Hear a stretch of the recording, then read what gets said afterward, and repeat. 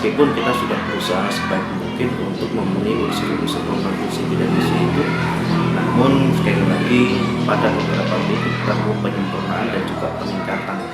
Contohnya adalah ketika kita menerapkan konsep pengetahuan atau pembelajaran berbasis iptek, di mana di dalamnya itu ada unsur IT, sedangkan perangkat IT yang kami punyai atau yang kami miliki masih belum mencukupi atau belum bisa mengcover kebutuhan perangkat IT untuk kelas.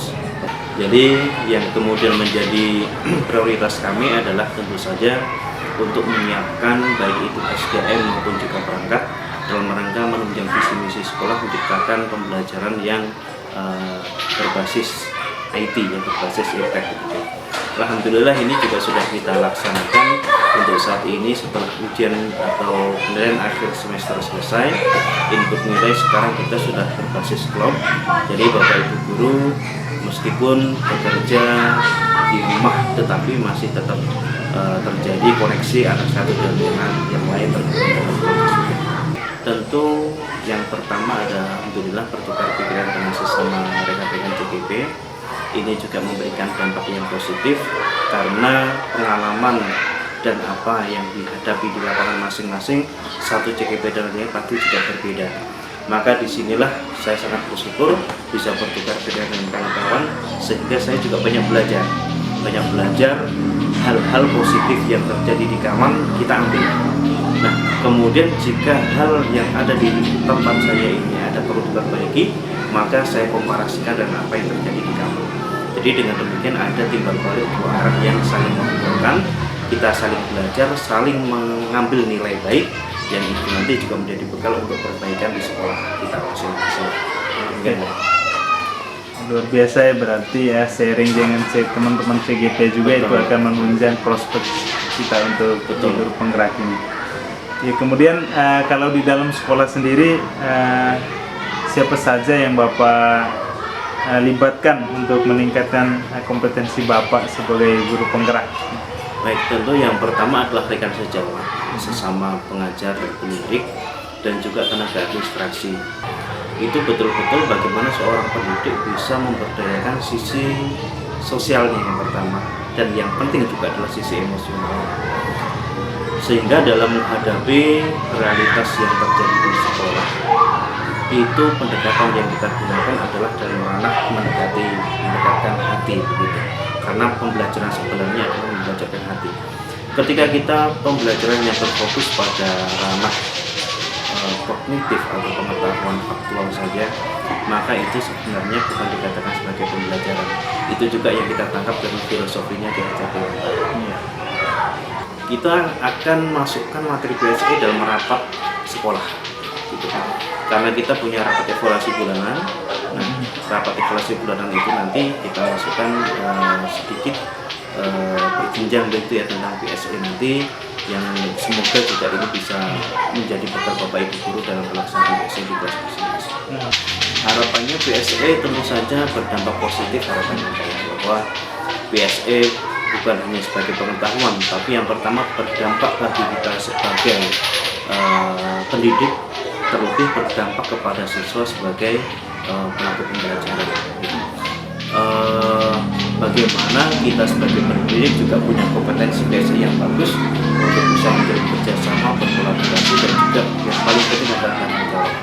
Dan untuk siswa sendiri adalah bagaimana siswa mempunyai sisi-sisi emosional dan sisi-sisi sosial yang juga bisa mengukur hatinya.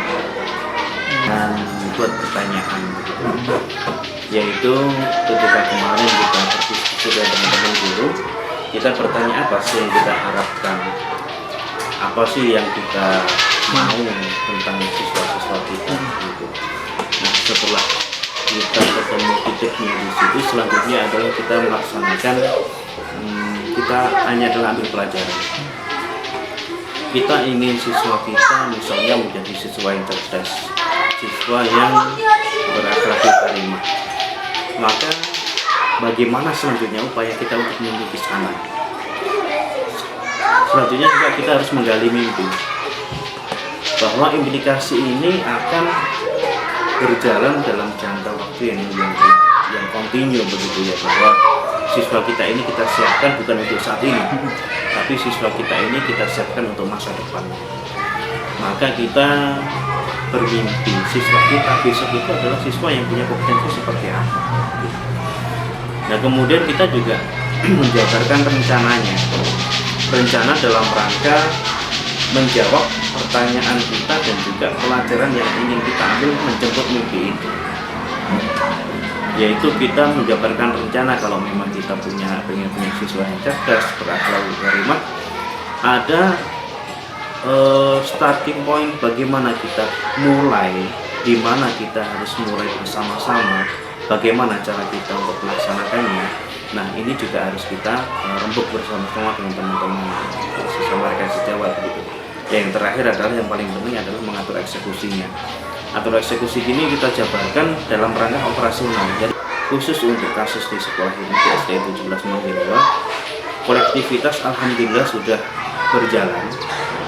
Namun harus terus dipupuk, harus terus diberikan stimulan.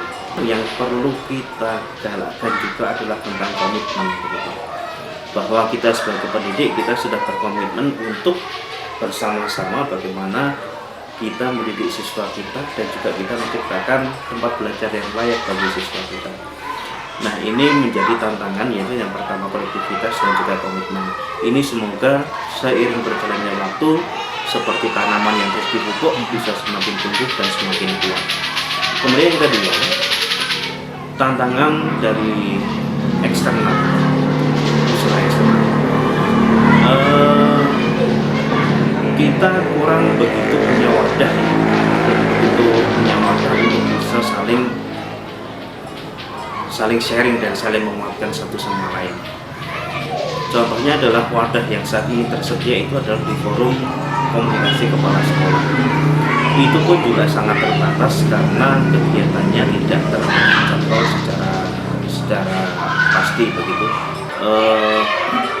Bagja ini memberikan gambaran konkret tentang step by step yang harus kita laksanakan, yang harus kita lakukan. Yang paling menarik dari Bagja ini yang harus mata pribadi itu ya, itu pada sisi gali mimpinya. Gali mimpi ya. Karena ini seakan-akan menunjukkan pada kita bahwa pendidik itu harus visioner. Pendidik itu harus berpikir tentang sesuatu pada masa yang akan datang, bukan memikirkan sesuatu yang di belakang. Jadi kalau kita sudah pada fase gali mimpi gitu, kita bukan berandai-andai, kita bukan berangan-angan, tetapi apa? Kita berharap dan berdoa dan berusaha. Wah, maksud, niat dan tujuan kita untuk anak kita, niat terus kita itu anak kita, insya Allah kita siapkan untuk jadi seperti ini. Itulah yang kemudian meneguhkan kita untuk dalam tanda kutip sabar. Sabar dalam apa? Dalam menjalankan semua proses ini, dalam menghadapi tantangan dan dalam bergerak bersama-sama mewujudkan mimpi kita. Ya baik, sangat mulia sekali ya. Dalam gali mimpi itu proses yang dipahami oleh Pak Yes. Mungkin demikian ya diskusi singkat kita pada kesempatan ini, dan saya sangat mengapresiasi apa yang telah dilakukan oleh Pak Ilyas selama saya mulai dari pendampingan 1, 2 dan sampai sekarang. Ada perubahan-perubahan step by step. Saya lihat perubahan di sekolah ini mulai dari tingkat kedisiplinan, terus sampai di dalam kesepakatan kelas. Saya lihat di kelas pun sudah sangat bagus ya penerapannya. Ini membuktikan bahwa sudah sangat wajar Pak Ilyas sebagai kepala sekolah dan bisa menjalin hubungan atau korelasi dengan orang luar untuk memajukan sekolah ini, meskipun di dalam internal sendiri tidak mendukung, banyak hal-hal yang tidak mendukung untuk kita jalankan, tetapi Pak Ilyas mampu merangkul atau menjemput bola dari luar seperti di Dompet Duafa untuk memberikan subsidi silang buku, sehingga dengan keterbatasan yang ada Pak Ilyas bisa membangun sekolah ini, sekolah kecil ini untuk menjadi sekolah yang memang kedepannya akan menjadi bisa saja menjadi contoh bagi sekolah-sekolah besar yang ada di kabupaten kita ini. Amin. Amin.